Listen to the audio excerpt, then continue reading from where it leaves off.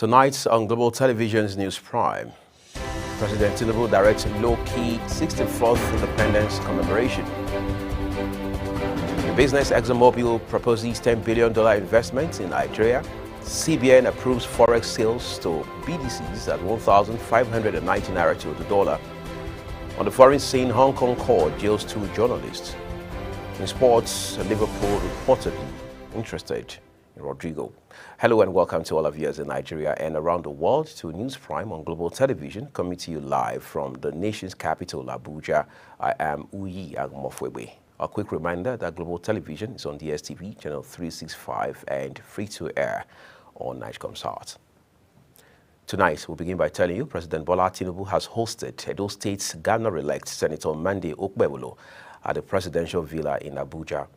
Senator Okpebholo was accompanied by the chairman of the ruling All Progressives Congress APC, Abdullahi Ganduje, and some of the governors elected on the platform of the party. Among the governors on the entourage were the chairman of the Progressive Governors Forum and Imo State Governor Hope Uzodinma, Senator representing Edo North Senatorial District Adams Oshomole, and the Deputy Governor of Edo State Philip Shaibu, among others. Recall that the Independent National Electoral Commission INEC had declared Okpebholo of the APC winner of last Saturday's governorship election in Edo State. We'll take a quick break now on the news. When we return, more stories for you. Please do stay with us.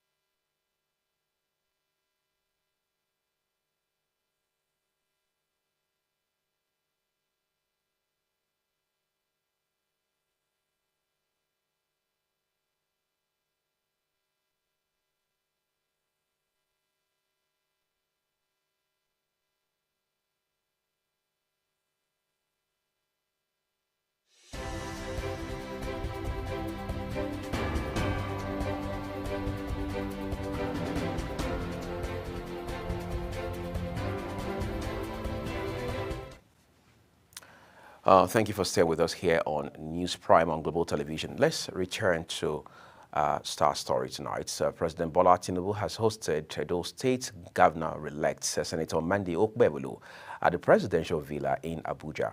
Senator Okpebholo was accompanied by chairman of the ruling All Progressives Congress, Dr. Abdullahi Ganduje, and some of the governors elected on the platform of the party.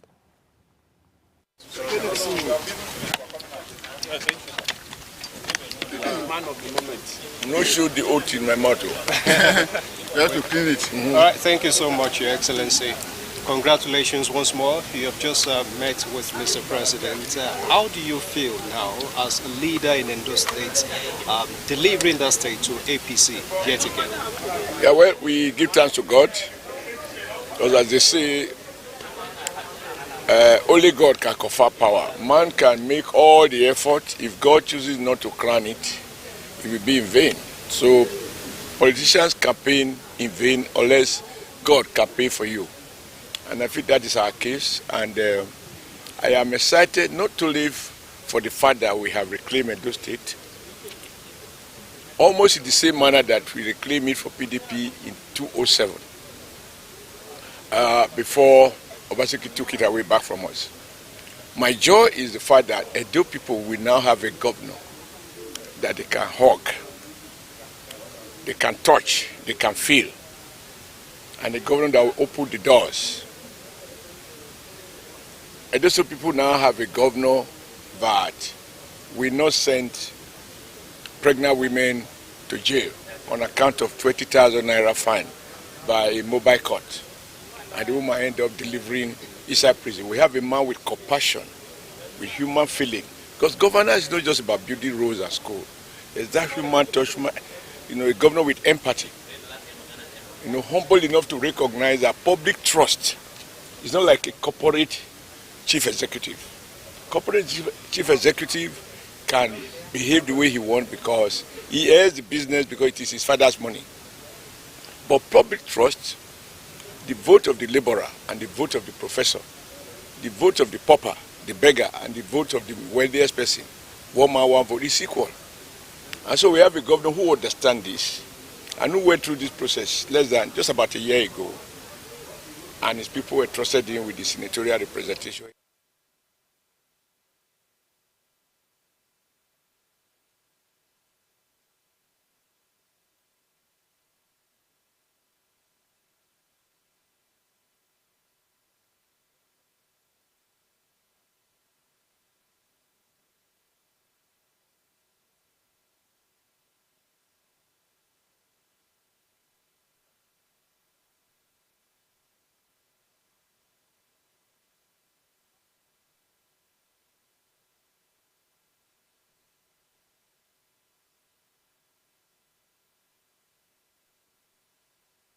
Special Advisor to the President on Information and Strategy, Bayo Onanuga, noted that contrary to insinuations in some quarters, the current government has recorded significant achievements in its quest to transform.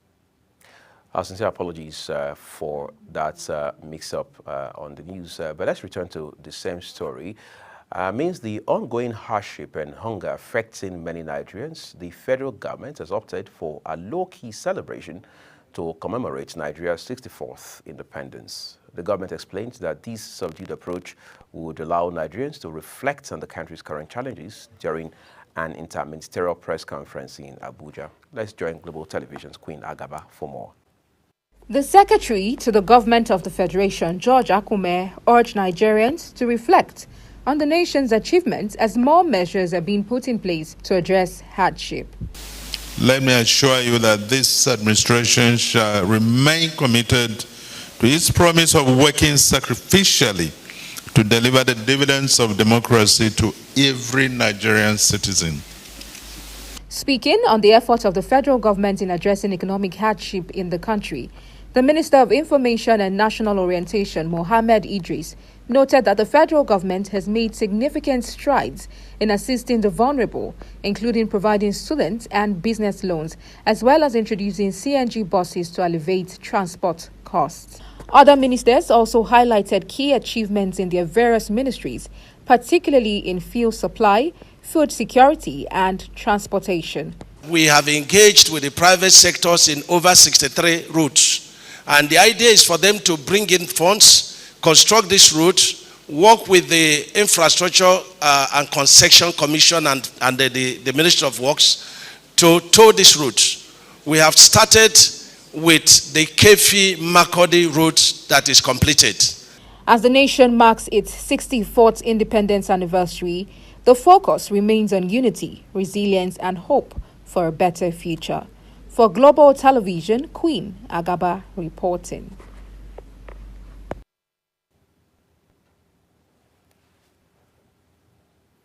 In the meantime, as Nigeria approaches its 64th Independence Day, the federal government has lauded the country's 25 years of uninterrupted democracy, calling it a testament to the will of the Nigerian people to sustain freedom and liberty for future generations.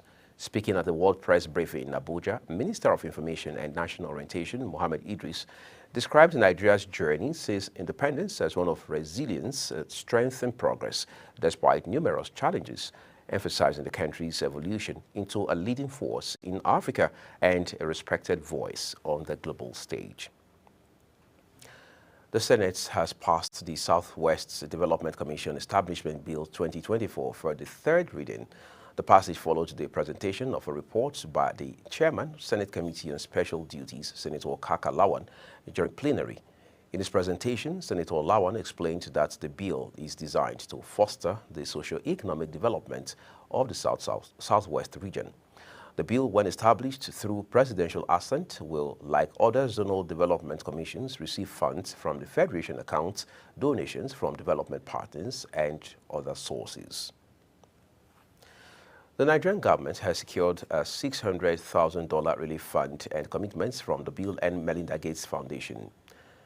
The donation was announced when Vice President Kashif Shettima met with the Bill and Melinda Gates Foundation, led by its head of Global Development Program, Dr. Christopher Elias, on the sidelines of the 79th United Nations General Assembly in New York. President Bola Tinubu has hosted Edo State. We brought you that story earlier. Let's turn to other stories for you tonight. President Bola Tinubu has indicated his intention to reshuffle his cabinet. Special advisor to the President on Information and Strategy, Bayo Onanuga, confirmed this to State House correspondents at the Presidential Villa in Abuja. Queen Agaba completes the report. Special advisor to the President on Information and Strategy, Bayo Onanuga, noted that contrary to insinuations in some quarters, the current government has recorded significant achievements in its quest to transform the economy, of which members of the public are unaware.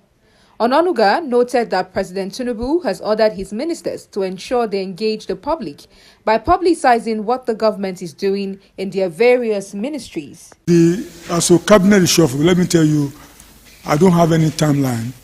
The president has expressed his desire to reshuffle his cabinet, and he will do it.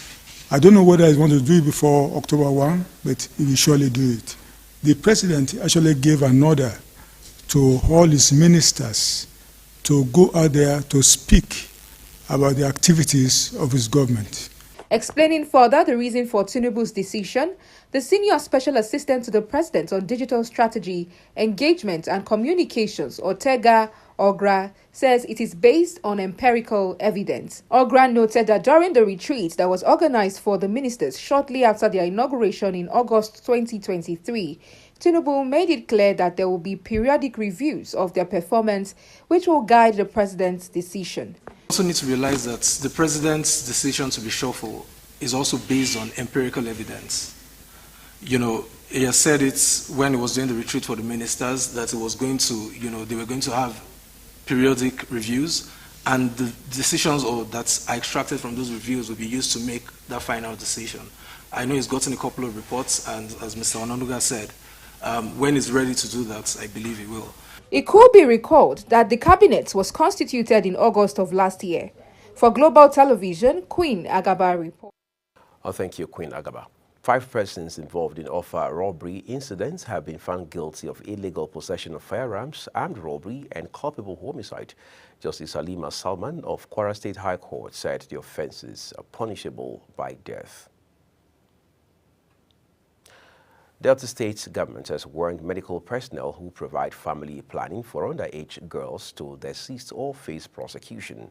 The State Commissioner for Justice and Attorney General, Oworiole Ekemejero, SAN, gave the warning at the World Contraception Day held in Asaba, the state capital. Oworiole, represented by Director of Sexual Offenses and Domestic Violence Units, Patricia Akawaguna, said providing minor access to these facilities without the consent of the girl child's parents or guardian is illegal in the eye of the law, and those involved must be punished accordingly. As part of preparations for the local government elections scheduled for October 9, 2024, Plateau State's Independent Electoral Commission has announced plans to hold a mock election on Saturday, September 28. Head of media of the commission, Koro Yakubu, made this known in a statement issued to journalists in Jos, the state capital, explaining that the exercise is aimed at test running the deployment of the voter verification software for the election using live voters. She noted that the mock election will be conducted in 6 selected local governments across the state's senatorial districts and will take place between 9 a.m. and 12 p.m. The Chief Justice of Nigeria, Justice Kudirat Kekere-Ekun, is set to swear in 87 new senior advocates of Nigeria on Monday, September 30, 2024. Supreme Court's Director of Information, Dr. Festus Akande, in a press statement stated that the ceremony will take place in the main courtroom of the Supreme Court, marking the official start of the 2024-2025 legal year.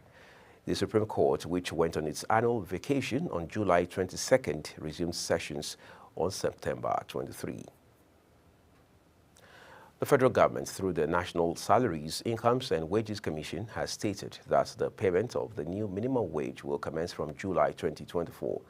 The Commission's chairman, Ekpo Enta, said this during a press briefing on Tuesday in Abuja, where he stated that this was because the date in question was when the president approved the bill after the National Assembly had passed it. The development is, however, contrary to an earlier statement by Minister of State for Labor, Nkiruka Onyeji-Ocha, who said the payment would commence on May 1, 2024.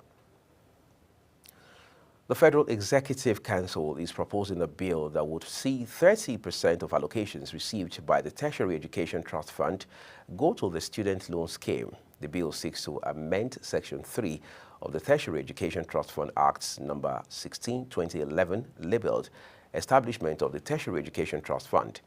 The Special Advisor to the President on Information Strategy, Bayo Onanuga, reviewed these while briefing State House correspondents at Aso Rock Villa, Abuja.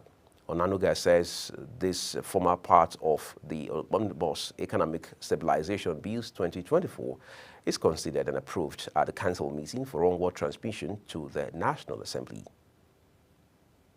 In a different development, the Federal Executive Council is proposing an amendment to the National Identity Management Commission, NIMC, to allow for foreigners living in the country to be issued their National Identification Number, NIN. The Council also proposed the Economic Stabilization Bill to pave way for the taxing of foreigners living and working in Nigeria. The two proposed legislations are aimed at expanding the scope of registrable persons to include foreign individuals with their taxable presence or taxable source of income in Nigeria and make provisions for the mandatory use of national identification number for transactions which are relevant for tax administration and related matters. Imo State's Independent Electoral Commission has issued certificates of return to the 27 local government chairmen across the state. Chairman of the Commission, Charles Ejogu, said the event is aligned with the Electoral Act. Let's turn to other stories for you tonight. Federal High Court sitting in Kano has rejected an application by the All Progressives Congress, APC, to stop the State Independent Electoral Commission from conducting the local government election.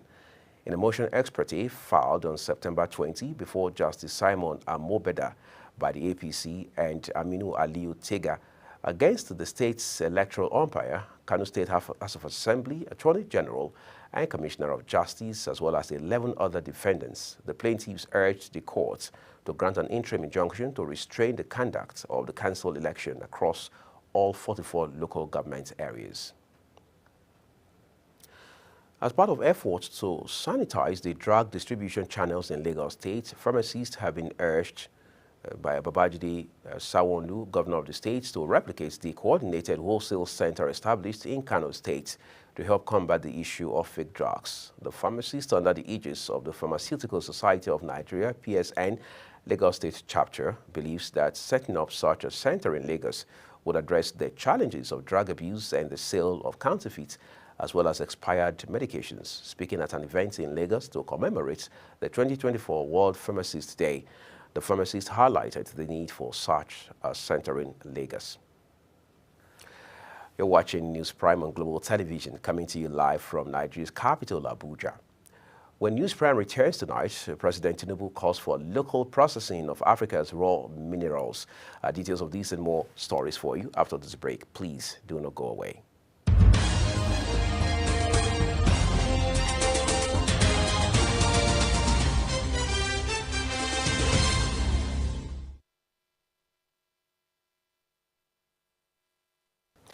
This is Global Television, bringing you live broadcasts of News Prime with Uyi Agumofwegwe. Thank you so very much for your time with us.